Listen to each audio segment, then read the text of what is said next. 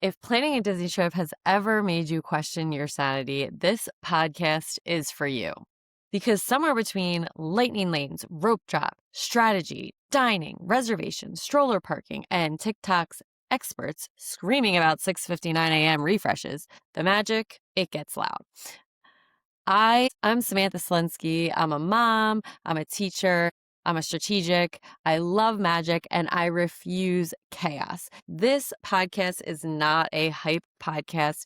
It's not a complaint podcast. This is the magic that we love and I want you to experience as well. We can love Disney and we can also say, okay, let's be real. And the reality of it is, there are people who are living in the bubble, in Florida, in Orlando, but there are a lot of us who are traveling from outside of that area. I'm from the Philadelphia area. We travel to Disney 3 to 4 times a year with kids, without kids, with friends. And I feel as though a lot of people are in similar situations as we are. And we aren't in the moment of everything, but I feel as though the people who are in that bubble, they have a different planning strategy than those of us who are outside of that. And I felt as though I wanted to start a podcast on it because I'm constantly researching tips and tricks and ideas of how to make the most of everything, no matter what your plan. So who else is this show for? This is for the moms or dads planning their first trip and spiraling in Facebook groups. Last week I was at an event and a mom I knew was planning her trip to Disney in a few weeks, and you could feel the anxiety coming from her about it. And I just felt like, I want to help you. I am not a travel planner. I am not a Disney travel agent. I am just someone who loves planning.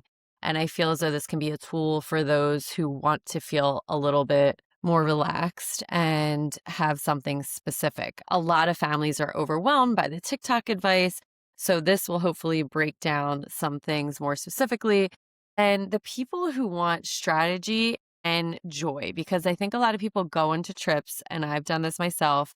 After my first time that I was there with my kids, I overplanned.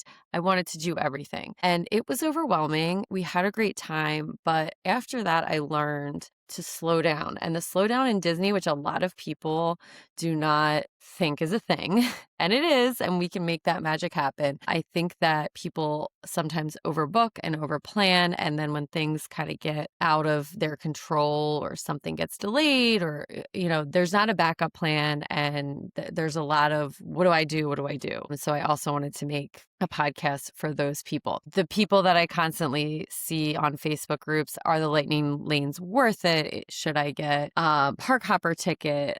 I hope that I can break down everything that's happening. And something that I've learned from really researching is that Disney is constantly changing. And again, this will focus on Disney, but we do have a few other trips coming up this year.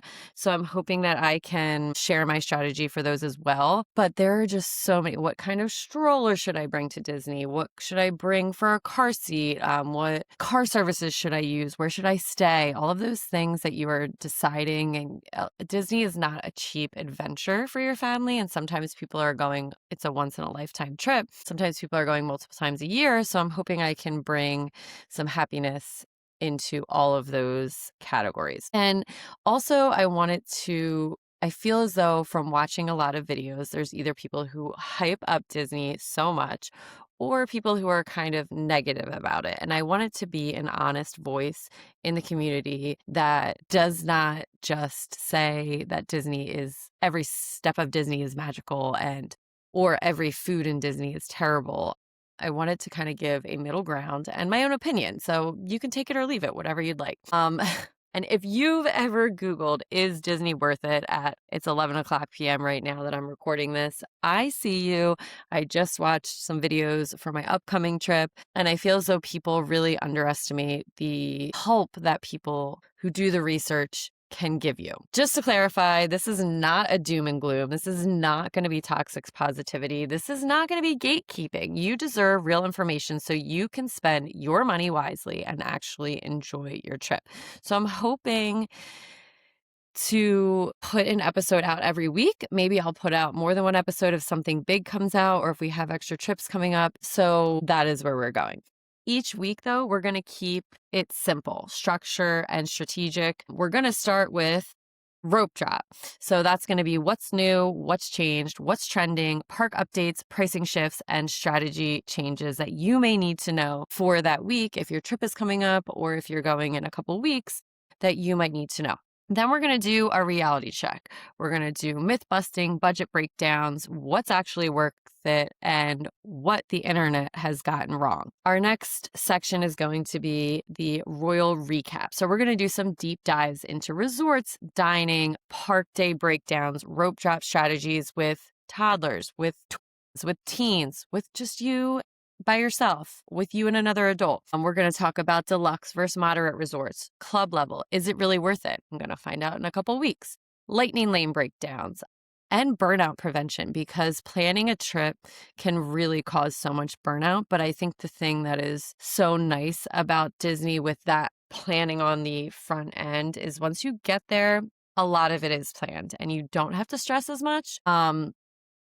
And I want to make sure that people understand that the energy they're putting in before the trip is going to pay off once they get into the bubble. So, who am I? Why do I have any business talking about Disney with you? Why should you believe me? I've been going to Disney since I was 3 years old, probably once a year, maybe every other year. I grew up in the Philadelphia area.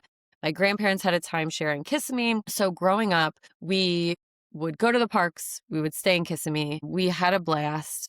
I never stayed in the bubble growing up. When I was my senior trip of high school, we went down with friends. So I went with my group of friends, and then I kind of stopped going down for a while. I did think I went once in college, and then eventually I met my husband, and he went to Disney growing up. He went to the cabins at Fort Wilderness. They actually would bring their RV down, and his grandfather would take his mom and her siblings down when they were growing up. So they stayed in the bubble. So if you know anything about Disney, which if this is your first listen, we will talk about the bubble versus not the bubble. So I remember it was 2011. My family was going down during Teachers Convention Week. If you're from the Jersey area, you know what Jersey Week is in Florida. We have the whole week off. And so my family rented a house in Kissimmee, and we had to get there later than them. I think they went Sunday to Saturday, and we got there Thursday, and we ended up staying till Sunday.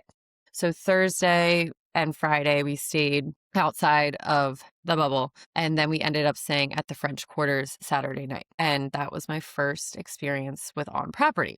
Then in 2019, my husband and I went back together. We went down for the Eagles-Dolphins game and stopped in Disney before. And that was when I literally found out about a ride in Mexico. I didn't even know that existed. And also the back entrance to Epcot. And I still remember walking out that back entrance into the boardwalk area. And it was such a core memory for me to see that the lights and, being from the Philadelphia area, we know what the Atlantic City boardwalk was, but it gave such a vibe. And then obviously 2020 happened. And when I had my son, we had my daughter in 2020, and then we had our son in 2022. And we said, listen, during my maternity leave, why don't we go down to Disney? So that was our first trip with kids. We said, yeah, we'll go once every other year. We went for an extended period. We stayed at the cabins in Fort Wilderness, and that was where the real love came. I have not gone back. We've gone 2 to 4 times every year since 2022. And in the last year, I started my Instagram and TikTok Thrift Ever After, where I do a lot of thrifting and focus on Disney. And now here we are. Doing a podcast because there is just so much to know about it. I'm going, like I said, back in a couple weeks with girlfriends to stay at the Polynesian Club level. But I always felt like we went for the rides. We went for the rides. And when my husband came with my family in 2011, he was like, what are you even doing? There's so much more than just the rides. And I didn't know about it. And so I've been learning for the last 15 years just about all of the details and the excitement. Now when we go, the parks and the rides are wonderful. We love them. But it's not what it's about. It's about, the things like the infrastructure. You don't have to get in a car once you're in the bubble. You can, you can take the monorail, you can take the bus, you can take the Skyliner. There's restaurants and it's not just quick service. There are high-end restaurants and there are overhyped restaurants. But anyway, as I babble on, we have 3 Disney World trips planned this year and a Disneyland trip. So I will be bringing you along with all of those, but also something we really love is just seeing what Disney is bringing. And the Disney community is something I think that is really unique as well. Like if you're flying to Europe, there's not really a community for travelers who go to Europe, a specific city multiple times a year. If there is, let me know. I would love to go. But we can see all the countries when we go to Epcot. Anyway, I started Ever After Adventures because I just felt like Disney and our adventures deserve to be documented. I do have another podcast called The Running Wine Mom that I've been doing for 3 years, which is more parenthood focused. And I feel as though this is something totally different from that. And I am just excited to share strategy and magic with you guys. And this is the part of my brain that color codes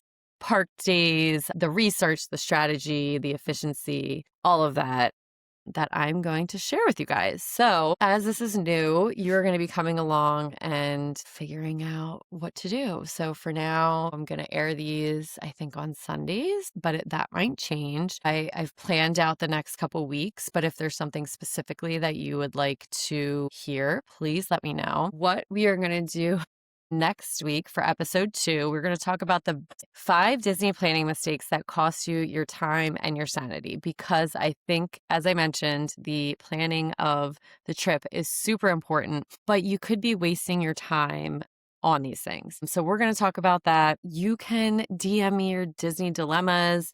If you're spiraling about something, you can send it.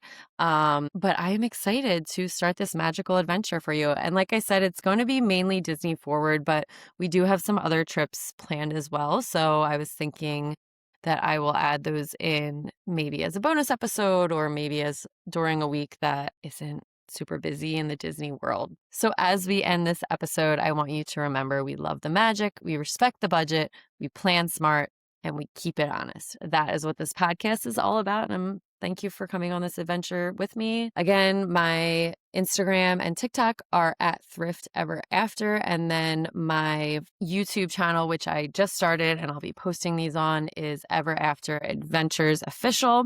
We will see you next week. So remember, keep the magic, skip the chaos, and I'll meet you on Main Street.